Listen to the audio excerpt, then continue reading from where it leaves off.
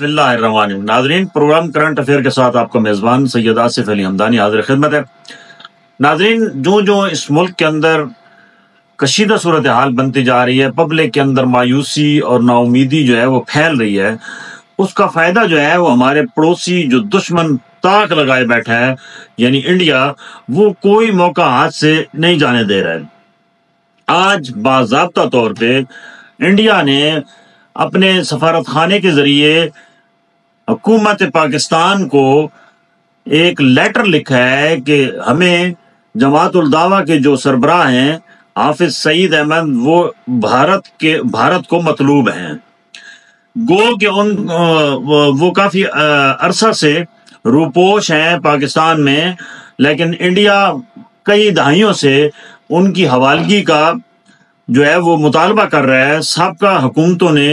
ٹال مٹول سے کام لیا، پہلے وربلی یہ معاملات چل رہے تھے، لیکن آج تحریری طور پہ حکومت پاکستان کو کہا گیا ہے کہ یہ یہاں پہ انڈیا کے اندر جتنے بھی دہشت گردی ہوئی ہے، ان حملوں میں جماعت الدعوہ کے جو سربراہ ہیں حافظ سعید، وہ ان کا ہاتھ ہے، اور انہوں نے یہ بھی مطالبہ کیا ہے انڈیا نے کہ حافظ سعید کو ہمارے حوالے کیا جائے۔ اب یہ موجودہ گورنمنٹ کا ایک اور امتحان شروع ہو گیا ہے، ہمارے لیے ایک اور نئی مصیبت کھڑی ہونے والی ہے کہ اس انڈیا کے اس ڈیمانڈ کے پیچھے ضرور امریکہ کا ہاتھ ہوگا، کیونکہ امریکہ کے ہاتھ کے بغیر ہمارا دشمن کچھ بھی نہیں کر سکتا، کیونکہ ہمارے دشمن کے پیٹھ کے پیچھے امریکہ کھڑا ہے۔ ہمیں امریکہ نے ہر دور میں جو ہے وہ بیوقوف بنایا، ہمیں انہوں نے کرائے کے قاتل کے طور پہ استعمال کیا، ہمارے لوگ اٹھوائے، ہمارے عافیہ صدیقی کو لے گئے، ہمارے بہت قیمتی لوگ جو ہیں یہاں سے وہ ان کو اٹھوا کے مروا دیا گیا۔ بدقسمتی سمجھیں، کیونکہ ہم بھکاری ہیں، ہم بھیک مانگتے ہیں، تو ہماری عزت نفس تو ہے نام کی چیز ہے کوئی نہیں، اور ہم ہمیشہ گھٹنے ٹیک دیتے ہیں۔ اس حکومت کا امتحان ہے کہ کیا یہ حافظ سعید صاحب کو انڈیا کے حوالے کر دے گی، کیونکہ ماضی میں تو یہ نہیں ہو سکا، اب یہ اس حکومت کا بہت بڑا امتحان ہے۔ دوسرا ناظرین، اس وقت الیکشن کمپین کا آغاز چھوٹے جو ہے وہ کارنر میٹنگز کی صورت میں ہو رہا ہے، اور میں نے بتایا تھا کہ سب سے زیادہ مشکلات پنجاب کے اندر نون لیگ کو ہوں گی، اور میری وہ بات آج سچ ثابت ہوئی کہ نون لیگ کے جو سرکردہ ایک رہنما ہیں جاوید لطیف، وہ اپنی الیکشن کمپین کے سلسلے میں آج وہ اپنے حلقے میں گئے ہوئے تھے، تو ایک کارنر میٹنگ میں انہوں نے عمران خان کے خلاف بدزبانی جب شروع کی، تو وہیں پر نوجوان اٹھے اور ان کے اوپر برس پڑے، ان کو لاتے ماری، ان کو دھکے مارے، اور وہاں سے وہ بڑی مشکل سے جان بچا کے اپنی گاڑی چھوڑ کے وہ ایک موٹر سائیکل پہ بیٹھ کے بھاگ گئے۔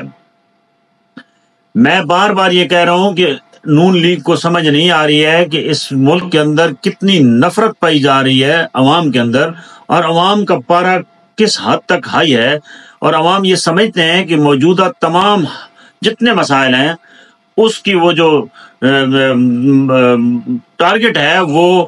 پی ڈی ایم ہے، اور لوگ سمجھتے ہیں کہ 16 ماہ میں ان کے ساتھ جو ظلم زیادتی ہے، اور یہ جو 8 ماہ ہونے والے ہیں، یہ زیادتی جو ہے یہ ساری ان پی ڈی ایم کی اتحادیوں کی، وہ پبلک کے اندر یہ تاثر ہے کہ ان کی وجہ سے حالات اس قدر خراب ہوئی ہیں۔ مہنگائی کا جو طوفان اٹھا ہوا ہے، جو بجلی کے بلوں کے اندر عوام کی کھال اتھیڑی جا رہی ہے، جو گیس کے بلوں کے اندر جو ہے وہ ابھی تازہ ترین جو ہے وہ نئے ٹیکسز لگائے گئے ہیں، اسی طریقے سے جو لائسنس فیسیں ہیں وہ بڑھا دی گئی ہیں، موٹر وے ٹول پلازے بڑھا دیے گئے ہیں، گاڑیاں ٹرانسفر کرنے کی فیسیں بڑھا دی گئی ہیں، گاڑیاں نام کرانے، نئے نمبر لگوانے کی فیسیں بڑھا دی گئی ہیں، پاسپورٹ کی فیس بڑھا دی گئی ہے، یعنی کوئی شعبہ ایسا نہیں رہا ہے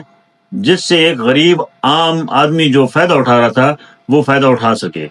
عوام کے ساتھ تو یہاں پہ اس قدر مذاق ہو رہا ہے کہ عوامی مسائل حل کرنے کے لیے کسی جماعت کے پاس کوئی ایجنڈا نہیں ہے۔ ہر جماعت اپنی پرانی کارکردگی یا گنواتی ہے یا وہ جو ہے وہ انتقامی جو اس وقت صورتحال ہے اس کا ذکر کرتی ہے۔ کسی کے پاس کوئی ایسا روڈ میپ نہیں ہے کہ وہ ان برے ترین حالات سے پاکستان کو کیسے نکالے گا۔ چاہیے تو یہ کہ جہاں پہ بھی کوئی جلسہ کرنے آئے، کسی بھی جماعت کا ہو، تو سب سے پہلے جو اس جلسے میں موجود عوام ہے وہ کھڑی ہو کے پوچھے کہ بھائی جان، آپ ہمارے اس عوام کے مسائل کے حل کے لیے آپ کے پاس کیا ٹھوس کوئی جامع پلان ہے، کوئی پروگرام ہے؟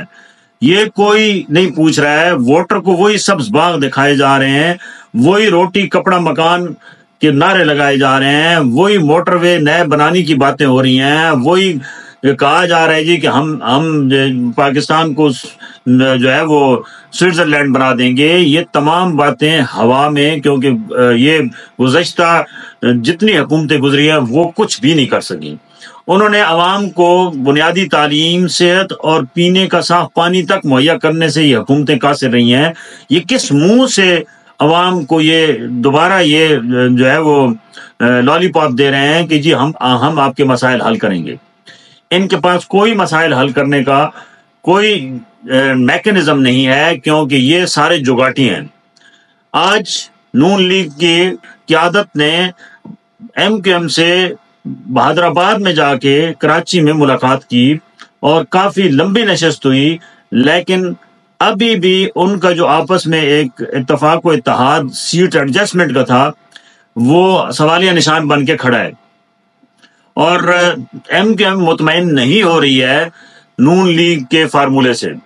اور نون لیگ مطمئن نہیں ہو رہی ہے ایم کیو ایم کے فارمولے سے۔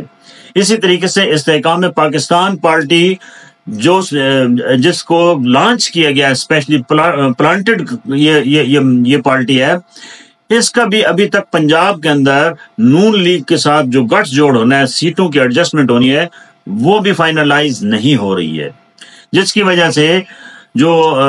کمپین ہے وہ بھرپور طریقے سے نہیں چل پا رہی ہے۔ تمام جتنی پولیٹیکل پارٹیز ہیں وہ جوڑ توڑ میں مصروف ہیں،